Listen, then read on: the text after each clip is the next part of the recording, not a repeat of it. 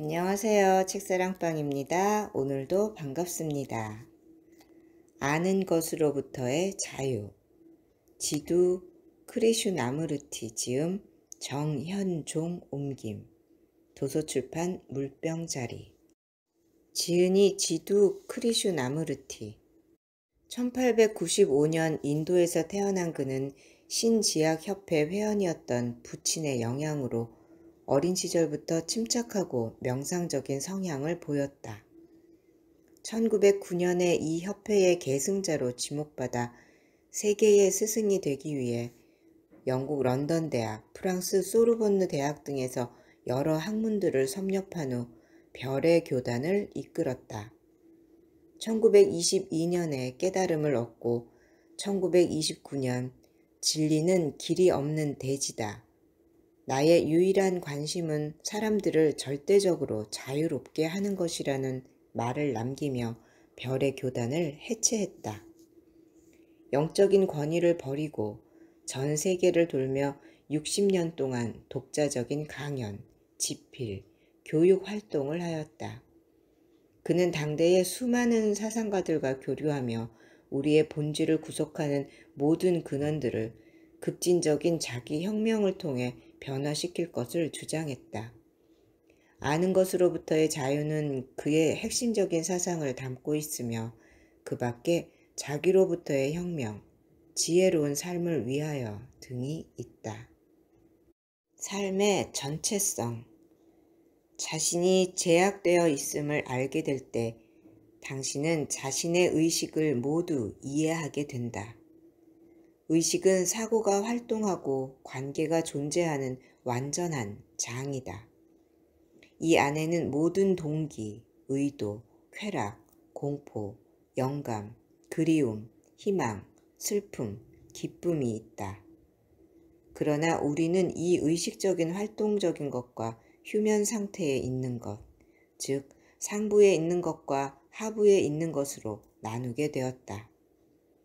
즉 표면에서 움직이는 매일의 모든 생각, 감정, 활동과 그 밑에 있는 이른바 잠재의식, 말하자면 우리에게 낯설고 때때로 어떤 암시, 직관, 꿈들을 통해 나타나는 것들이다. 우리는 의식의 아주 적은 부분만을 차지하고 있으며 이것이 우리 삶의 거의 전부이다.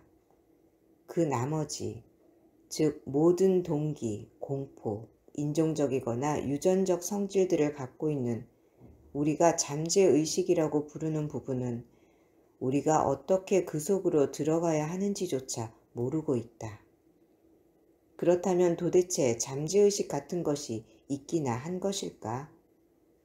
우리는 그 말을 아주 자유롭게 사용한다. 우리는 잠재의식이 있음을 자연스럽게 받아들였고 점점 더 많은 분석가들과 심리학자들이 그것에 대해 말하고 있다. 그러나 그런 게 있을까? 그리고 왜 우리는 그것에 대해 그런 엄청난 중요성을 부여하는가? 내가 보기에는 그건 역시 의식적 마음과 마찬가지로 보잘것없고 우둔하다. 즉 의식과 마찬가지로 편협하고 옹졸하고 제약되어 있고 불안하며 천박하다. 그렇다면 한 부분이나 조각이 아니라 의식의 전 영역을 완전히 알 수 있는 방법이 있을까? 만일 그 전체를 알 수 있다면 당신은 부분적인 주의가 아니라 항상 전적인 주의를 기울이며 기능하고 있는 것이다. 이것은 이해라는 측면에서 매우 중요한데, 왜냐하면 당신의 의식의 전 영역을 완전히 알 때 거기에는 알력이 없기 때문이다. 당신의 의식을 각각 다른 수준으로 나눌 때 거기에는 알력이 있다. 우리는 파편들 속에서 살고 있다. 사무실에서는 이런 모습이고 집에서는 저런 모습이다. 입으로는 민주주의를 외쳐도 마음속에는 독재로 가득 차 있다. 이웃사랑에 관해 말하지만 경쟁을 해서 그를 죽이곤 한다. 자신 안에 있는 이 파편적 존재를 알고 있는가? 두뇌의 기능과 사고가 파편으로 부서질 수 있을까? 그렇다면 그러한 두뇌로 전 영역을 이해할 수 있을까? 의식 전부를 완전하게 전체적으로 보는 것. 이것은 전적인 인간이 되는 것을 뜻한다. 이것이 가능한 일일까? 나의 구조, 자아의 구조를 이해하기 위해 만일 한 발 한 발 나아가고 한 겹 한 겹 벗기면서 모든 생각, 감정, 동기들을 점검한다면 당신은 분석 과정에 도달하는데 몇 주일, 몇 달 또는 몇 년이 걸릴 것이다. 그리고 자신을 이해하기 위한 과정에 시간을 들일 때 당신은 모든 형태의 왜곡을 허용해야 하는데 그 이유는 자아란 끊임없이 온갖 억압과 긴장과 영향을 받으면서 움직이고 살고 싸우고 원하고 거부하는 복잡한 실체이기 때문이다. 그러므로 위와 같은 방법이 자신을 발견하는 길이 아님을 알게 될 것이다. 즉 스스로를 바라보는 또 하나의 길. 시간이 걸리지 않고 전적으로 그리고 즉각적으로 보는 길밖에 없는 것이다. 그리고 마음이 조각나지 않았을 때에만 당신은 자신의 전체성을 볼 수 있다. 이러한 전체성 속에서 보는 것이 바로 진실이다. 그렇다면 당신은 그것을 할 수 있을까? 대부분의 우리는 그 문제에 아주 진지하게 접근하지 않았기 때문에 우리 자신을 제대로 관찰한 적이 없기 때문에 그것을 할 수 없다. 사실이다. 우리는 다른 사람들을 비난하며 사물을 간단히 설명해 치우거나 아니면 똑바로 보기를 두려워한다. 그러나 당신이 전체적으로 볼 때 당신은 주의력, 존재, 눈, 귀, 신경 등과 같은 자신의 모든 것을 주게 될 것이다. 완전한 자기 포기를 수반하게 될 것이며 그러면 공포의 여지도 모순의 여지도 없을 것이며 아무런 갈등도 없을 것이다. 주의는 집중과 같은 것이 아니다. 집중은 배제이다. 하지만 주의는 완전히 아는 것을 뜻하며 아무것도 배제하지 않는다. 우리들 대부분은 우리가 말하는 바에 관해 모를 뿐만 아니라 우리의 주변에 대해서도 잘 알지 못한다. 즉 우리를 둘러싸고 있는 색깔들, 사람들, 나무의 생김새, 구름, 물의 운동에 대해 알지 못한다. 아마도 이것이 우리가 자신에 대해 그렇게 관심을 갖는 이유이자 우리의 작고 보잘것없는 문제들, 자신의 생각, 쾌락, 추구하는 것과 야심에 대해 몹시 마음을 쓰는 이유인 것이다. 그럼에도 우리는 삶에 관해 아주 많은 이야기를 한다. 언젠가 인도에서 자동차를 타고 여행하고 있었다. 운전사가 운전을 하고 나는 그 옆에 앉아 있었다. 뒷자리에서는 새 신사가 삶에 대해 열심히 토론하면서 나에게 여러 가지 질문을 했다. 그 순간 불행하게도 운전사가 한눈을 팔다가 양 한 마리를 치었는데 새 신사는 그것도 모른 채 토론을 계속하고 있었다. 그들은 양 한 마리를 치어 죽였다는 것을 전혀 모르고 있었다. 나중에 나는 주의력의 결핍을 지적하면서 그 이야기를 하자 그들은 그랬던가 하면서 크게 놀랐다. 우리들 대부분이 이런 식이다. 외적 사물과 내적 사물에 대해 알지 못한다. 만일 한 마리 새의 아름다움, 파리 한 마리, 나뭇잎 하나, 또는 여러 복합적인 요소를 지닌 한 사람을 이해하고 싶다면 우리의 모든 주의력을 기울이지 않으면 안 된다. 그리고 당신이 관심을 가질 때에만 자신의 모든 주의력을 기울일 수 있는데 이것은 당신이 참으로 이해하고 싶어 한다는 것을 뜻하며 발견하기 위해 당신은 자신의 온 마음을 기울인다. 그러한 알문, 방 안에서 뱀과 더불어 사는 것과 같다. 뱀과 같이 방 안에 살 때 우리는 그것의 모든 움직임을 주시하고 그것이 내는 극히 작은 소리에도 매우 민감해진다. 그런 주의력의 상태가 바로 온 힘이다. 그런 암 속에서 자신의 전체성은 한순간에 드러난다. 자기 자신을 아주 깊이 들여다보았을 때 당신은 더욱더 깊이 들어갈 수 있다. 더 깊이라는 말을 쓸 때 우리는 단지 비교만 하려는 것이 아니다. 우리는 비교하면서 생각한다.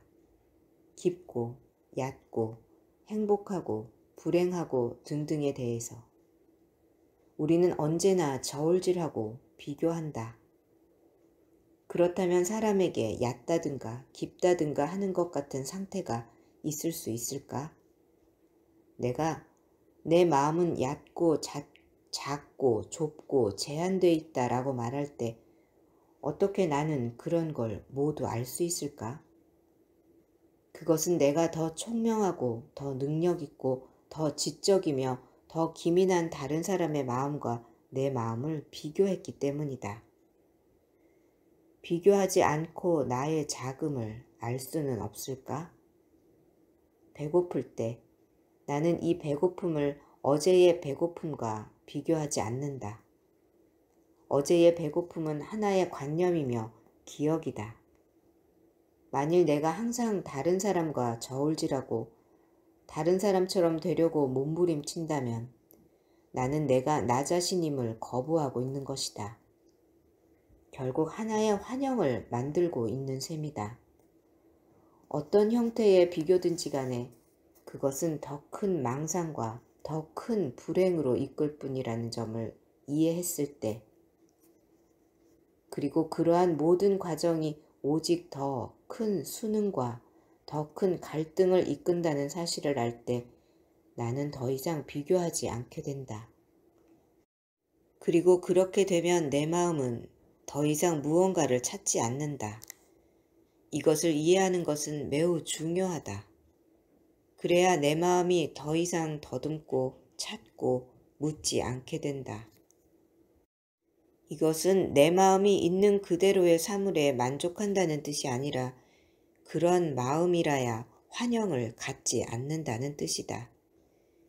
그런 마음은 완전히 다른 차원으로 옮겨갈 수가 있다. 우리가 보통 살고 있는 차원, 즉 괴로운 나날의 삶과 쾌락과 공포는 마음을 제약하고 마음의 본질을 제한하는데, 그러한 고통과 쾌락과 공포가 사라졌을 때 마음에는 갈등도 없고 주변의 것들과 다르다라는 식의 다름에 대한 의식을 갖지 않게 된다. 말로는 이 정도밖에 할 수가 없다. 그 너머에 있는 것은 말로 할 수 없는데, 왜냐하면 말은 사물이 아니기 때문이다. 지금까지 우리는 진술하고 설명할 수 있었지만 어떤 말이나 설명도 그 문을 열지는 못한다. 문을 열어주는 것은 나날의 암과 주의력이다. 즉 그것은 우리가 어떻게 말하는지, 무엇을 말하는지, 어떻게 걷는지, 무엇을 생각하는지에 대해 아는 것이다. 그것은 방을 청소하고 정돈해 두는 것과 같다. 방을 정돈한다는 것은 어떤 의미에선 중요하지만 다른 의미에서는 전혀 중요하지 않다. 방은 정돈되어 있겠지만 정돈한다고 해서 문이나 창이 열리지는 않을 것이다. 문을 연다는 것은 당신의 의욕이나 욕망을 뜻하는 것이 아니다. 당신은 분명 다른 사람을 초대할 수 없다. 당신이 할 수 있는 일은 방을 정돈해 두는 것일 따름이며, 이것은 그것 자체로서 미덕이지 그것이 무슨 일을 벌이지는 않는다. 그냥 제정신으로 이성적으로 질서 있게 있는 것이다. 혹시 다행스럽게도 창이 열려서 미풍이 들어올지도 모른다. 물론 그렇지 않을 수도 있다. 그것은 당신의 마음 상태에 달려 있다. 그리고 그런 마음 상태는 스스로에 의해서만 이해될 수 있고 그것을 주시하되 만들려고 하지 않음으로써 편들지 않고 반대하지 않고 동의하지 않고 정당화하지 않고 비난하지 않고 판단하지 않음으로써 이해될 수 있다. 그리고 이 선택 없는 알무로 해서 혹시 문이 열릴지도 모르고 또 갈등도 시간도 없는 그 차원이 어떤 것인지 알게 될지도 모른다. 들어주셔서 감사합니다. 사랑합니다. 축복합니다. 오늘도 제가 당신을 응원합니다.